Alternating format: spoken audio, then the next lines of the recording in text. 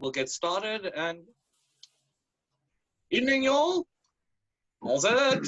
Welcome to another Lockdown Live chat. As usual, joined with my awesome co-host, the Aberrant Anomaly, the purveyor of everything Draconem, Mr. Alec Larson. How's it going? What's up? How's it going, man? Yeah, doing well, doing well. Actually doing fantastic. We're greeted with our first set of international guests on the show. All the way from Poland, we're greeted by none other than Michal Grall, the coolest damn name in metal today, as well as Lee Wollenschlaeger. We're joined here today by Unblessed Divine. Greetings, guys. Hey. How's it? Happy we can make this work. Okay, so yeah, let's get into it. Let's jump across the pond and head our way out to Poland and speak to Michal here. We usually have these questions for everybody in South Africa as to how lockdown is going, but we know the answer is generally shit. So let's ask you, how's lockdown been treating you these 7 months? First it was like, what the fuck is going on, and what will happen, what can we do and stuff. But after first days, it actually happened that there's plenty of time to make music, to make stuff, to read, and so on, and it wasn't that bad. Shops were open, people are still alive, and weeks passed, and we had the first lockdown was in the spring in Poland, so it was really normal, except for that people weren't outside on the streets, and there was no traffic and stuff. That was amazing. More wild animals were on the streets, and amazing. And now, because it's winter time here, there's plenty of new COVID cases. We're still not locked down again. But yeah, it can happen. Still, we have quite a lot of things to do regarding music, so I don't think it's a problem. The only problem is that we can't meet, we can't play, and we can't tour.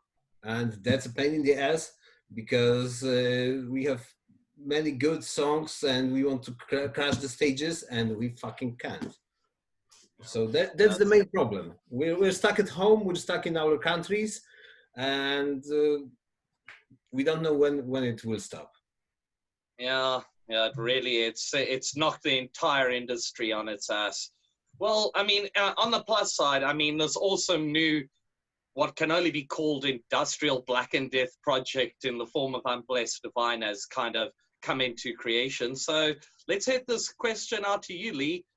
How did you end up meeting Michal? Because I know you already had a couple of members that were involved in a previous band that are now part of this new project. So yeah, I heard you connected with Michal via the internet, like via some Facebook posts or something like that. So yeah. We had met briefly over the internet because he was in Sinister and I was doing a t-shirt design for Sinister. And then I put a post up saying that I'm looking for a keyboardist in town that I can work with next to the person. So so everybody pointed to this one guy. But then Michal messages me and he's like, "Hey dude, I'll help." It's like, fuck man, that's not next door, man. That's across the fucking world. But it's been fantastic. It's been fantastic. I had an idea of what it should have sounded like, more orchestral sounding, but Michal brought some darkness in the industrial sound, and Jesus Christ, it sounded brutal. But I have to say to whoever's watching this, if you think it sounds like Rammstein or anything normal industrial, it's not like that. No. It's horror incarnate. It's samples. It's a mechanical noise, but it's an atmosphere. It adds to the temperament and the mood of the music, you know. So yeah. So from my side, Michal, I've checked that you've got like a cool YouTube channel for guitar, and obviously you jam guitar in Sinister.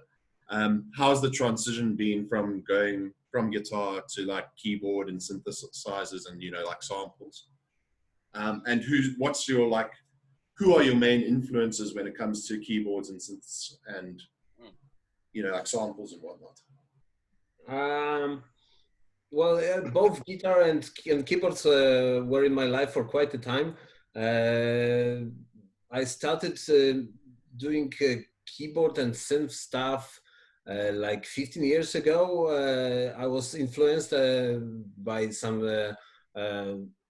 few genres of club music, and so I started to just get into this world.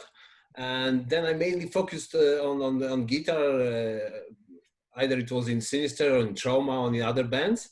About 2 years ago, I started a project with my friend from Manslaughter, where we focused on ambient, industrial, and neoclassical stuff, and then we made like 2 hours of music, and it was a start of digging into this electronic universe. And throughout the years, I just combine ideas. It doesn't matter if it's a guitar idea or keyboard idea or vocal idea. I just can adapt everything to each instrument, and just my main influence is maybe not influence. My main idea is to make it sound as dark as possible, dark and sad. Maybe I don't like happy music, though I'm trying to do happy music, and then it never happens. And throughout the years, maybe there is one electronic album that I would point, and it's Over Perdition City. It was, I think it was the album that changed me in the way that music can be composed. And it was like a breakthrough, and from then I started to explore those words, and now I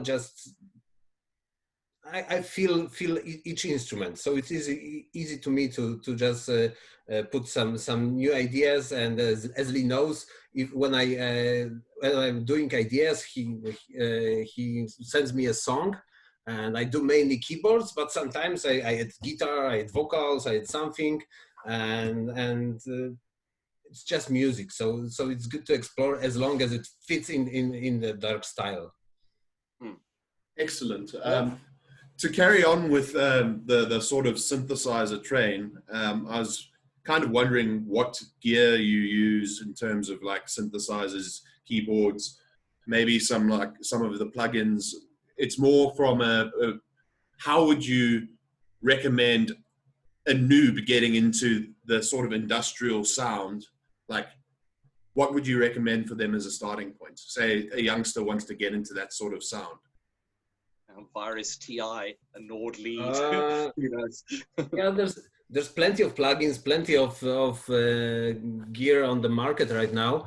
I think my main idea to get into this world is to just grab your mobile phone, go out, and start recording and sampling. If you hear something that others don't, then it's it. And then from everything, from just steps of other people, from birds singing, from train, you can make a really long samples that doesn't sound like that's what you recorded.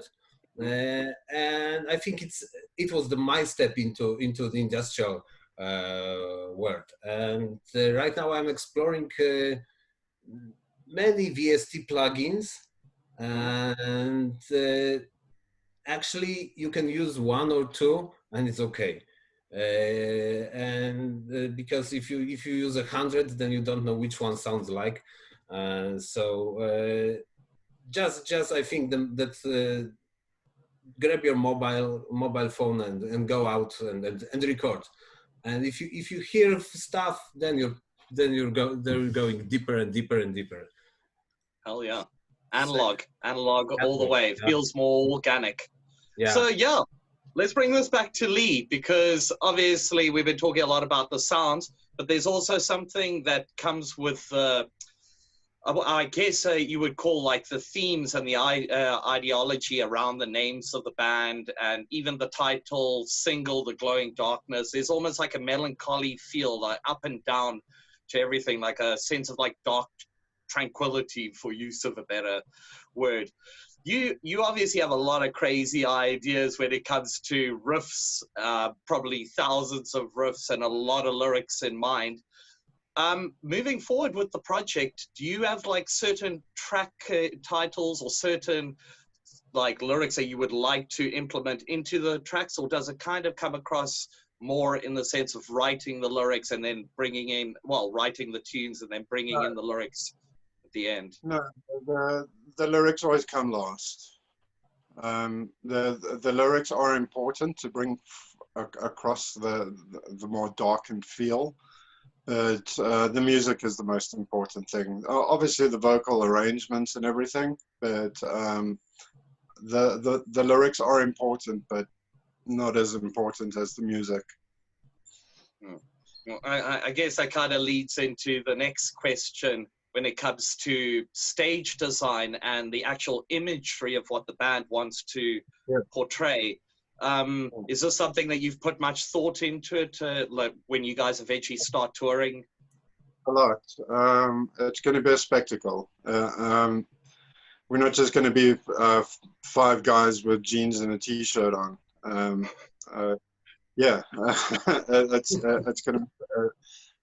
It's impossible to pull off a unique stage design these days, but with the music, I think we've hit something quite unique. But with stage design, it's just going to be busy. It's like I said, it's not just going to be us 5 guys standing there with jeans and a t-shirt or something. Yeah. Which you guys have technically, you guys have done that already. You've been through the traditional death metal feel, both of you guys. You've been in the trenches, so why not shake it up? You know, why not? But the thing is, you want the live show to be an experience. It mustn't just be something that you watch. Like just for example, like if I go watch Morbid Angel, I love Morbid Angel. They're one of my favorite bands. You can obviously hear it in my riffs, but when you watch them, it's just 4 guys on stage with jeans and t-shirts. Like if you look at a band like a lot of people hate this band, like a band like Ghost, or a band like Batushka, or Magua. You look at those bands and they're doing something a bit different. They're making it like a spectacle, something to watch, instead of just some guys just jamming out on stage. Yeah, and that's what people expect. Yeah, I guess that's what people. It must be memorable. It must be something where you walk away. If you're not remembering a riff, you're remembering something about the stage performance and the stage layout. Just everything is important to join everything together. So because the music is dark, the lyrics are dark, so obviously our stage setup is going to be dark as well. No, that's excellent. I wholeheartedly agree with you. I often tell younger guys when they're starting out their bands that just because like famous musicians rock up on stage with shorts and t-shirts, you know, or like jeans and t-shirts, doesn't mean that you can and that you'll get to the same point as them.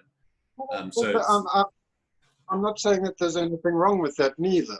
I'm really not, because you take a band like Nile. If you hear their music, you would think that they're going to dress up in Egyptian attire, but they don't. But they don't, and they pull it off really well. But for Unblessed Divine, I think it's needed. It's not needed. It's something that I think will add to the atmosphere. It will add to the lyrics, where a lot of people will mistake our lyrics for anti-Christian lyrics, where there aren't anti-Christian lyrics at all. They're more of the glorification of Satan and the enlightenment that he brings, instead of putting Jesus down as an asshole, where fair enough he is, but but everything needs to be said right, so that people don't get the wrong misinterpretation. Cool. You, Lee, you tattoo for a living, and that obviously means you have a great concept of visual art. And you even mentioned that you did the artwork for a Sinister design. Is that what do you plan on doing, like most of the visual imagery for Unblessed Divine going forward? Like, would you handle your artwork internally, or do you have any like ideas of farming that out to someone else? I was designing an album cover. It was working, but it wasn't in the style that I wanted, and I want a more painterly feel in what I do. And I found a guy on what's the website? DeviantArt. I found this one artist who does exactly what I'm looking for, and I showed the rest of the guys last night, and it looks insane. So I'm just waiting to hear back from the artist to see if he agrees if we can buy it or use it. And yeah, that's definitely going to be the cover if we can buy it from the guy. Yeah. Sick.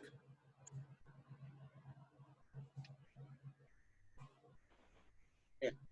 I was actually just let's actually pull this back to me, Michal, because actually I've been kind of watching your YouTube channel that you got started a few months ago, and it's almost like it's a variation of a whole bunch of tributes and covers, and what I can only really classify as almost like brain fart death metal riffs. It's just like off the top of your head, 1 minute of shredding, and then that's it. And then maybe your cat pops in onto camera or something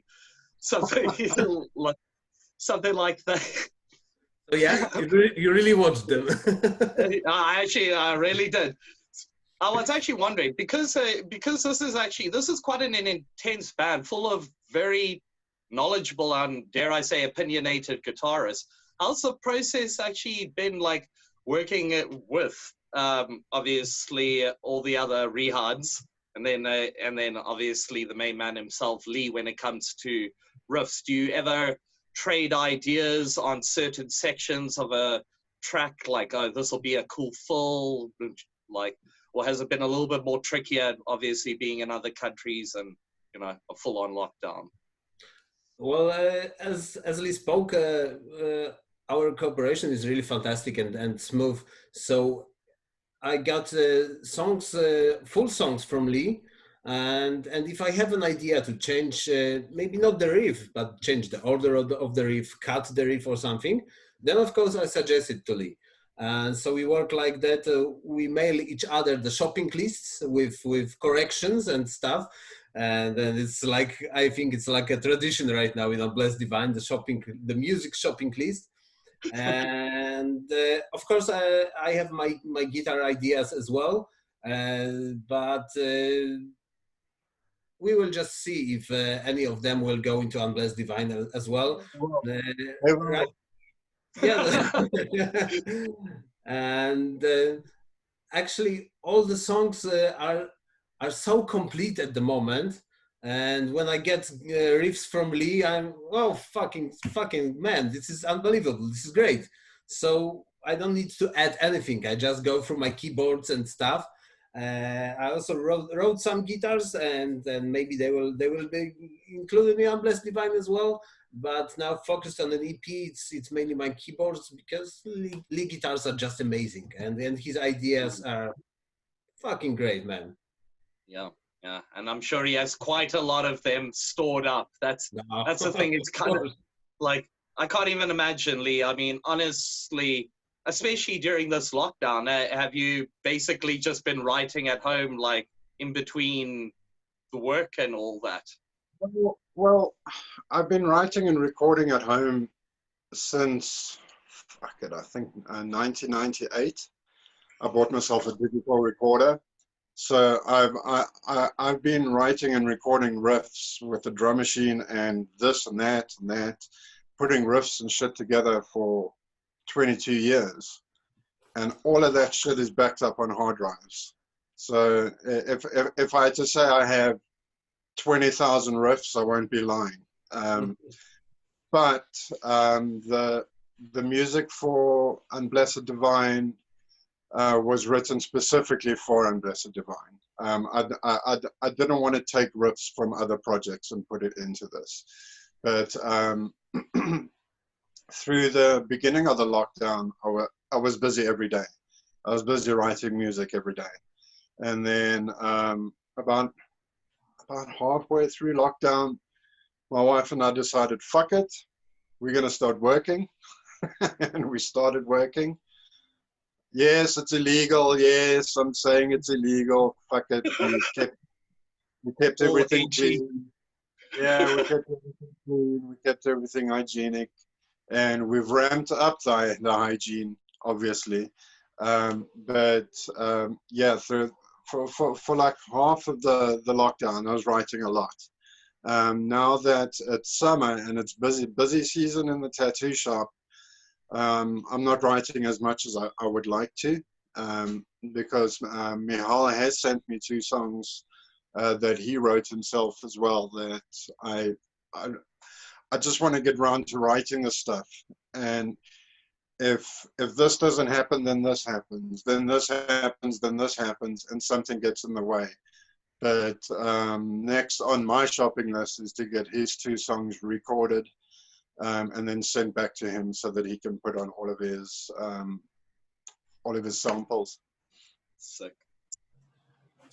I think just to like wind down and sort of wrap up this conversation, it's been really great to have you guys on the show and be able to talk about this excellent new project of yours. And yeah, Lee, I wanted to get your sort of feedback and opinion and advice maybe for some of the local bands.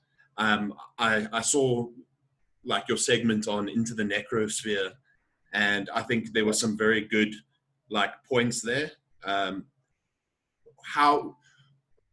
What do you think is limiting South African musicians from taking their bands to the next level? Do you think it's ego? Ego does play a part. Ego plays a big part. I remember when man, I suppose this goes through almost any beginning musician's mind. They think they're the coolest thing since sliced toast. But you just got to take it as it comes, man. Just perfect your craft. Because I started on bass guitar, and then I transitioned onto guitar because I always wanted to play guitar. But because I had already learned how to play bass for many years, and I was playing bass in bands for many years. When I moved over to guitar, I asked myself the question, do I want to become like this amazing lead guitarist, or do I want to focus on songwriting? And I took the songwriting route, and I think it's paid off. Just play as much as you can, experiment as much as you can, especially for the like local bands. Don't tell yourself that you are good for a South African band. That makes no sense. Be good. If it's good, it's good. If it's shit, it's shit. Don't be good just because you're a South African band, or if you're from fucking Beirut and you're writing a song and you tell yourself, oh, this is good for Beirut. It must be good globally. It mustn't just be good for that town where the standards are maybe a little bit lower. You must reach out to the levels of the top bands around. You must compare yourself to the Cannibal Corpses or the Immolations or the Amenta or whoever. You must compare yourself to all of these bands. You can't just think that you as good as the other local bands. You must be the best you really can. Sick. That's That's perfect advice. Yeah. Could not think of any better way to wrap that up with some wise words. I wish we could have you guys on longer. Let's actually bring you guys back in 2021 when we get a little bit of an update, and hopefully we can get both Rians on also, because yeah, we can maybe do a bit of a longer segment then as well, you know. Once yeah, we get a little bit of, we're doing the EP soon, so we'll send you guys the EP. Excellent. And once that's done, if you want, you guys can have us on again. No, that would be really awesome. We'll make the decision, I guess. Michal, thank you so much for joining us all the way from Poland. Lee, you are a champion. You keep bringing those brutal riffs, and we will keep listening. We can't wait to hear what you guys bring in the future. Guys, thank you again for joining us. This has been another Lockdown Live chat. We'll be back next week, same time, same place on the interweb. Yeah. Salute, guys.